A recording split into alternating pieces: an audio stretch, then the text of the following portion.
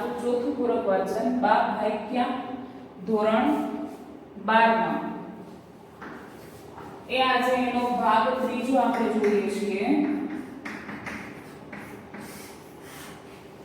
આગલા પહેલા અને બીજા ભાગમાં આપણે જોયું કે હિપા કુમાર છે એની દીકરીના લગ્ન લેવાના છે, એની પત્ની આઈ પૂનબાઈ એ પણ લગ્નમાં એટલી જ ઉત્સાહથી બધા કાર્યોમાં જોડાઈ ગઈ છે।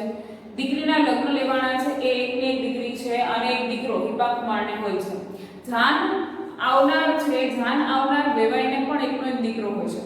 બંને બાજુ છે એ લગ્નનો ઉત્સાહ ભરપૂર જોવા મળે છે, પણ એવી એક અઘટના બની જાય છે કે જેનાથી હિપા કુમાર અને એની પત્ની છે એ આજીવન માટે જાણે કે કોઈ એક લાગણીહીન બની ગયા હોય એના જેવું લાગે છે, પણ અત્યારે પથ્થર હૃદય પર મૂકેલો હોય એવું લાગે છે।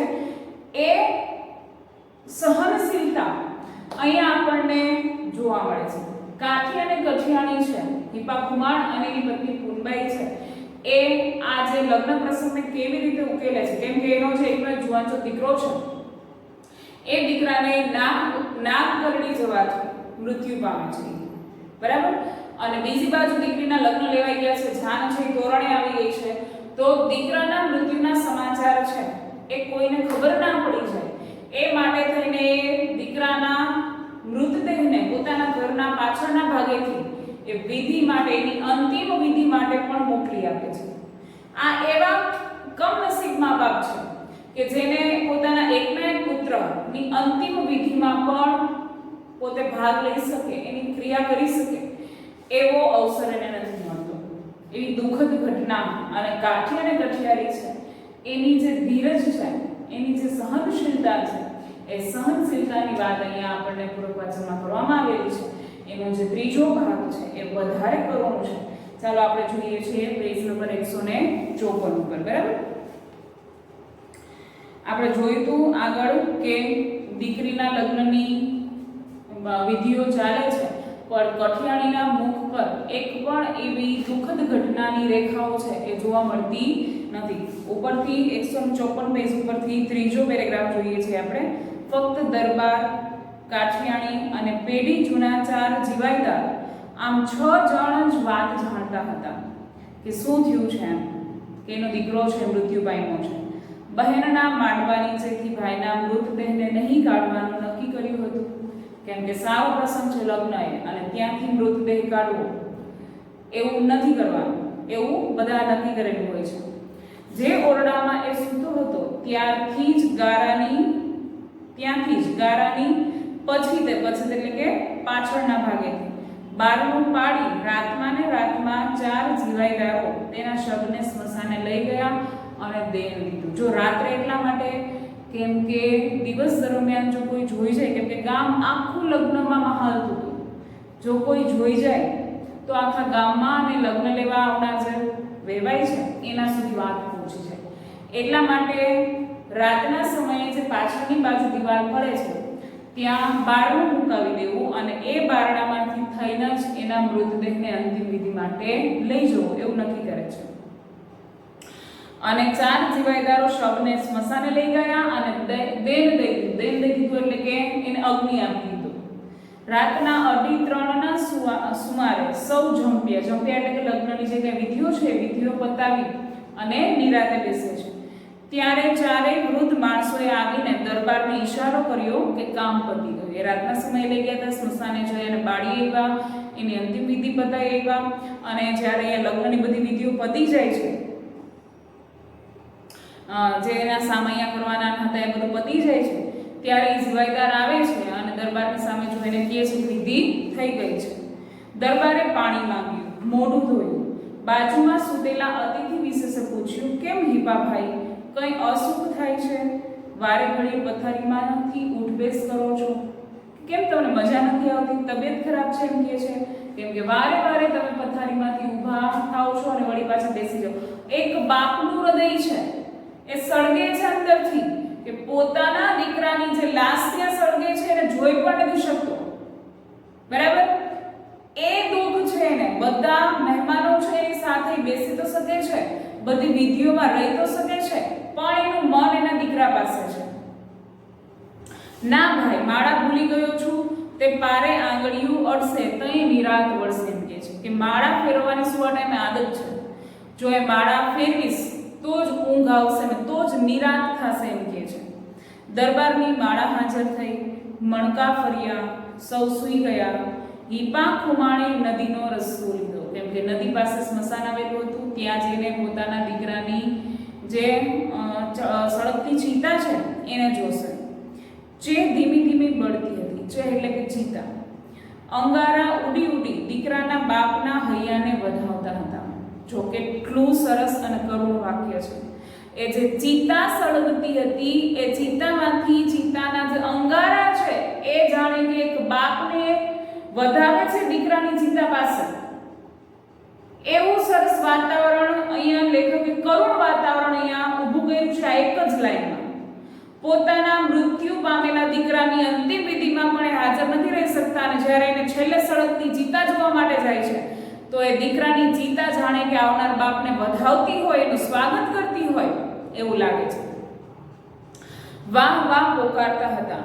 હિપા ખુમાણે રૂંગાને રોકવા નાહી ધોઈ હે સૂરજના ઝાપ શરૂ કરે. રૂંગા એટલે કે રડવું. એને રડવું આવતું.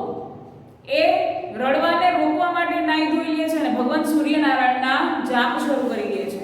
તેથી રાતનું કઠિયાણીની સ્થિતિનું વર્ણન શબ્દમાં ઉતારવા માટે મારી પાસે સંવેદનાની વાણીની સરવાણી સુકાઈ ગઈ છે. લેખક એમ કહે છે કે બાપ તરીકે જો એક હિપા ખુમાણ આટલી ધીરજ રાખે છે તો એ બરાબર છે કે એક બાપ તરીકે કઠણ હોય છે, સહનશીલ હોય છે, પણ એક માએ પોતાના મૃત્યુ પામેલા દીકરા ની જે વાત દિલમાં દબાવી રાખી છે અને જે સહન શક્તિ ધારણ કરી છે એ સહન શક્તિને હું શબ્દોમાં ઢાળી શકું એવી મારી પાસે શબ્દોની સરવાણી નથી એવું લેખક કહી દે છે. પણ હા, એ બાઈના મુખમંડળ ઉપરથી કોઈ કાંઈ પામી જોઈ શકે તેમ હતું નહીં કે શું થયું છે, અંદર કેટલું દુઃખ છે, શું હશે એવું પૂનબાઈ છે. એ પૂનબાઈના મુખ ઉપરથી એક પણ એવી રેખા ઓળખાઈ નથી જતી. આમને આમ સવાર થયું. સૂરજની સાંખે એટલે કે સાક્ષાત સૂરજની સાક્ષી વરઘોડિયા પરણી ઉતર્યા. જવતલ હોમતી વખતે હિપા ખુમાણે પોતાના ભાઈના દીકરાને સમજાવી ઊભો રાખી દીધો. કોઈને ગમ પડે, ગમ એટલે કે સમજ પડે તો કાઠીની કડા લાજે, ઉલટાની મોટા મનની ઝાંખી થઈ. જવતલ એ ભાઈની વિધિ આવે છે કે જે સમયે ભાઈ છે એ હોય છે. જવતલ જ્યારે અગ્નિમાં હોમવામાં આવે છે ત્યારે એ વિધિ ભાઈ કરે છે. તો અહીંયા એનો ભાઈ તો હતો નહીં, તો હિપા ખુમાણ શું કહે છે કે હિપા ખુમાણનો જે મોટો ભાઈ છે એના દીકરાને સમજાવી અને જવતલ હોમવા માટે ત્યાં બોલાવે છે. અહીંયા હિપા ખુમાણની જે મોટાઈ છે એ બહાર આવી જાય છે. મોટાઈ કઈ રીતે કે ભાઈ પોતાના દીકરાને નહીં બોલાવી અને મોટો ભાઈ છે એનો દીકરો મોટો છે તો એને બોલાવી એના હાથે જવતલ હોમે છે તો એ હિપા ખુમાણની મોટાઈ છે એવી ગામમાં વાહ થઈ જાય છે. રોંડો ઢળ્યો.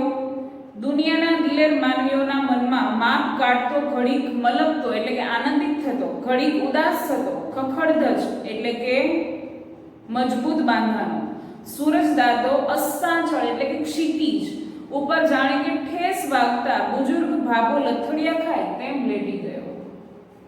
જાણે કે જો એ વાતાવરણ પણ આપણે એવું જ બતાવ્યું છે. અસ્તાંચળ ઉપર પહોંચેલો સૂરજ છે એ જાણે કે કોઈ વૃદ્ધને ચાલવામાં એને કોઈ લથડિયું ખાઈને પડી જતો હોય એમ સૂર્ય છે આથમી જાય છે. હિપા ખુમાણ દીકરીને વેલમાં બેસાડવાની ઉતાવળ કરાવવા ગઢભણી હરઘડીએ કહેરાવી રહ્યા હતા. વેલમાં બેસાડી અને જાન વિદાય થાય છે, બરાબર. તો હિપા ખુમાણ વારંવાર કહે છે હવે દીકરીની વિદાય કરી નાખો, દીકરીની વિદાય કરી નાખો. એ માટેના કહેણ મોકલાવે છે કેમ કે એને ખબર છે કે એના દિલમાં શું ચાલે છે. 16 વર્ષની લાડકોટ ભરી કન્યા ડમણીમાં બેસવા કંકુની ઢગલી પાડતી ફળીમાં ઉતરી. સહાયનું ટોળું સાથે હતું. દીકરીએ બાપ સામે ફરીને પૂછ્યું, બા ભાઈ ક્યાં? અત્યાર સુધી બધી વિધિ અને બધા લોકો છે એ લગ્નની વિધિમાં પરોવાયેલા હતા, બરાબર. પણ જવતલ ટાઈમે ભાઈ ના દેખાણો, લગ્નની એક પણ વિધિમાં ભાઈ ના દેખાણો. વિદાય ટાઈમે દીકરી છે એ પોતાના ભાઈને, એક બહેન છે એ પોતાના ભાઈને મળવા માટે માંગે છે. જ્યારે વિદાય થાય છે ત્યારે એ દીકરી પૂછે છે એની માને કે માં, ભાઈ ક્યાં, મારે એને મળવું છે. અને કઠિયાણીનું કાળજું હાથમાં રહ્યું નહીં. વડાપણ એટલે કે રોકકડ થઈ. હવે વિદાય ટાણે છે એ રોકકડ થઈ જાય છે. દીકરી પૂછે છે માને કે માં, ભાઈ ક્યાં? તો કઠિયાણી છે એ હવે ધીરજ નથી રાખી શકતી, એનાથી રડાઈ જવાય છે. અને બધાને એવું લાગે છે કે એ રડવું વિદાયનું છે. જાણે કે આભ હેઠો ઉતર્યો, આકાશ પાસે હોય એટલું પાણી જાણે કે નિતારી દીધું હોય એણે, એ રીતે કઠિયાણી છે એની આંખમાંથી પાણી પડે છે. સૌને લાગ્યું કે આ દીકરીને સાસરે વળાવતી વખતનું રોણું, આવું રૂંગું, રોણું એટલે કે રડવું છે અને રૂંગું એટલે પણ રડવું. બધા લોકોને એવું લાગે છે કે કઠિયાણી આટલી બધી રડે છે, જો એની મનની અંદર ધરબાયેલી જે દુઃખદ લાગણી છે, જે પરિસ્થિતિ છે એ હવે બહાર આવશે, કોઈને કહી નથી શકતી. એકલીએ જે સહન કર્યું એ સહનશીલતાની હવે ધીરજ પૂરી થઈ ગઈ છે. દીકરી પૂછે છે એનાથી રહેવાતું નથી, એ રડવા લાગે છે. ગામના લોકો એમ સમજે છે કે આવું રોવું હોય, દીકરીની વિદાય ટાઈમનું રોવું આવું હોય. ગામના ઝાડવાને જીવ નહોતા, નહીં તો કકડાટ કરી મૂકે. વાતાવરણ થંભી ગયું, વાયરામાં હિબકા હાલત ડોલત થયા. ચારણ કાઠીના રૂંગાએ તો ધરતીમાં ધરબી ધરબીને કરુણાના કણ ભર્યા છે. ધરતીની અંદર ધરબાયેલા જે કરુણતા છે, કરુણતા જાણે કે અત્યારે વાતાવરણમાં પ્રસરી ગઈ હોય એવું લાગે છે. બહેનના પગ વેલમાં બેસવા જતા ધરતી સાથે જડાઈ ગયા. બહેન છે એ પગ નથી ઉપાડી શકતી, એ વેલમાં બેસી નથી શકતી, કેમ કે એનો જીવ ભાઈમાં પરોવાયેલો છે ને ભાઈને એકવાર જોવો છે. એ ફરી બોલી ઉઠી, પૂછી વળી, બા, ભાઈ ક્યાં? મારે એને મળવું છે. બેન છે એ ગળગળી થઈ જાય છે એના ભાઈને સાસરે જતા પહેલા એકવાર મળવા. આ કરુણતા તો જુઓ કેવી આવેલી છે. એકનો એક ભાઈ, એકની એક બેન, મા બાપ અંતિમ વિધિમાં પણ નથી જઈ શકતા, બેન ભાઈને છેલ્લી વાર જોઈ પણ નથી શકતી. દીકરીની જાજલ્યમાન એટલે કે તેજસ્વી માતાએ ઉભરાતા આંસુથર વચ્ચે પાસે ઉભેલા ચાકરને કહ્યું, દરબારને મળવા બોલાવો. કે જે તેજસ્વીતા ધારણ કરીને ઊભી છે દીકરીની માં, એ કેવડાવે છે પોતાના નોકરને કે દરબારને હવે બોલાવો મળવા માટે. અમે જાય બેટા, ભાઈ ક્યાંક બહાર ગયો છે, તારે મોડું થાય છે, બેસી જા ડમણિયામાં. ડમણિયામાં એટલે કે ગાડા બેસી જા બેટા, ભાઈ નહીં આવે હવે, અમારે મોડું થાય છે, તારે પણ મોડું થાય છે, ભાઈને તું હવે નહીં મળી શકે, ક્યાંક રમવા ગયો હશે. કહીને માએ બાસો વાળ્યો. દીકરીની માં ના દીકરાની બા ઓરડામાં સંતાઈ ગઈ. અત્યારે એક દીકરીની માં છે, એ દીકરીની માં દીકરીને વળાવે છે, પણ એ અત્યારે દીકરીની માં નથી, એ દીકરાની માં છે. એના હૃદયમાં જે ધીરજ હતી એ ધીરજ ખૂટી જાય છે અને લગ્ન સુધી જ પોતાની અંદર ધરબાયેલી એક માં છે, એક મમતા છે, એને જાળવી રાખી. અત્યારે દીકરીની માં નહોતી, પોતાના દીકરાની માં હતી. બાપુ આવ્યા. બહેન હવે હિપકે ચડી હતી. માથા ઉપર હાથ ફેરવી, આંખોમાં બે ટીપા આંસુ લાવી બાપુએ બહેનને ધીરજ રાખવા કહ્યું. જો એનામાં એક માં છે ને, કોઈ પણ જગ્યાએ ફટ દઈને આંખમાં પાણી આવી જાય. જો હું કદાચ ને ત્યારે સમજાવું છું મારી આંખમાં પાણી છે, કેમ કે આપણે એને ફીલ કરીએ છીએ, જે પરિસ્થિતિ છે એને ફીલ કરીએ છીએ કે કેટલી કરુણતા આવી. એક પુરુષ તરીકે, બાપ તરીકે હિપા ખુમાણજી આંખમાં બે જ આંસુ લાવે છે અને ધીરજથી પૂછે છે, કહે છે, બાપ પાસે પણ બેટીની એક જ માંગણી હતી. જો મા પાસે પણ એને એ જ માંગ્યું કે ભાઈ ક્યાં, અને બાપ પાસે પણ એક જ માંગણી કરે છે કે ભાઈ ક્યાં? બાપુ, ભાઈ ક્યાં? મારે મળવું છે. શું કહે છે કે ભાઈ ક્યાં છે? મારે એને મળવું છે. વીર પિતાનો જવાબ હતો, બેટા બાળક છે ક્યાંય જડતો નથી, તારી વાટ લાંબી છે, ઉપાડો વેલડી. મોડું થશે. ભાઈ ક્યાંક રમતો હશે એમ કહે છે, એ ગોઈતોય મળતો નથી, એ બાળક છે, તારો પલ્લો એટલે કે રસ્તો બહુ ઝાઝો છે, તારે દૂરનો રસ્તો કાપવો છે, મોડું થશે તારે, હવે વેલ ઉપાડો. 10 દિવસ પછી તને તેડવા જરૂર ભાઈને જ મોકલીશ. કેટલી દિલાસો, કેટલી આશા બંધાવે છે.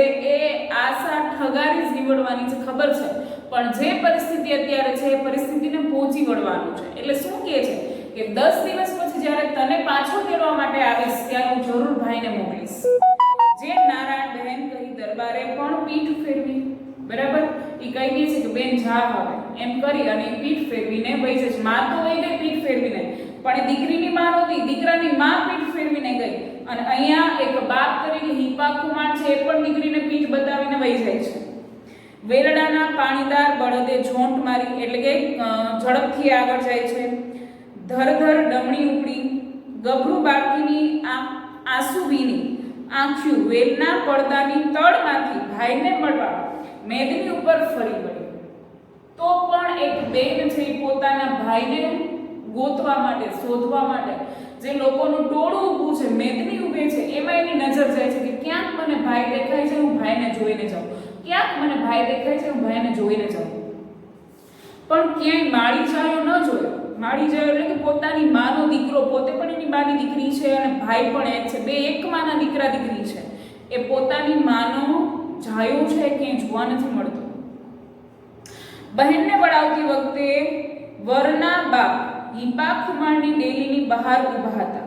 હિપા ખુમારના પત્નીનું રોણું એક કાકરી કડી જનાર કાઠીને ઘણું કહી ગયું હતું. જ્યારે દીકરીની વિદાય ટાઈમે કઠિયાણી રેડી હતી એટલી બધી, ત્યારે હિપા ખુમારના વેવાય છે દરબાર છે એ ઊભા હતા. ક્યાં? તો કે દરવાજાની બહાર ઊભા હતા.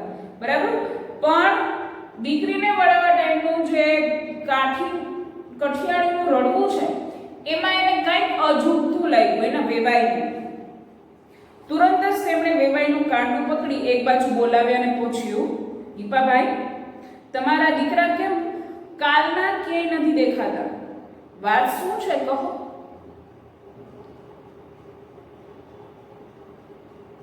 કાઠી છે પૂછી લે છે કે વેવાઈ તમારો દીકરો કાલનો નથી દેખાતો, કઈ થયું છે? જે હોય એ કહો. હિપાભાઈ હિપો ખુમાણ ગળચવા ગળવા માંડી. મતલબ કે એને બોલવું છે પણ શું બોલવું એ બોલી નથી શકાતું. બા સાચું ન ભણો તો તમને સૂરજના સમ. જો પહેલા પ્રકૃતિને ધ્યાનમાં રાખી અને એનું માન આપીને સમ આપવામાં આવતા હતા. બા એટલે કે કઠિયાણીને પૂછે છે કે તમે સાચું ન કહો ને તો તમે સૂરજના સમ છે. અને એ વહાલા વેવાઈ પાસે પહાડ જેવડા મનનો માટી પલળી ગયો કે જેને અત્યાર સુધી ધીરજ રાખી હતી, પ્રસંગમાં કોઈને અણસાર પણ ના આવવા દીધો. એ કાઠી છે એ અત્યારે પલળી ગયો, એટલે કે એની આંખમાંથી ચોધાર આંસુ નીકળવા લાગ્યા. હિબકતા હૈયાએ માંડીને વાત કરી, છેવટે ધીરજથી અડગ રણકારથી ઉમેર્યું, બા તમને સૂરજની સાખ ધરાઈ છે, તમે સૂરજની સાક્ષીએ છો, તમે ના બોલો એમ કે છે. જો અટાણે આ વાત કોઈ નહીં કરો ને તો તમને પણ સૂરજની સાક્ષી સમ આપ્યા છે એમ કે છે કે તમે જાન લઈને જાઓ છો પણ કોઈને વાત કંઈ કરશો નહીં. જાન રંગે ચંગે ઉઘલી. બરાબર, પોતાના વેવાઈને ના પાડી દે છે કે જે કંઈ બન્યું છે એની ઘટના તમે અત્યારે કોઈને કહેશો નહીં. અને જાન છે ત્યાંથી વિદાય લે છે.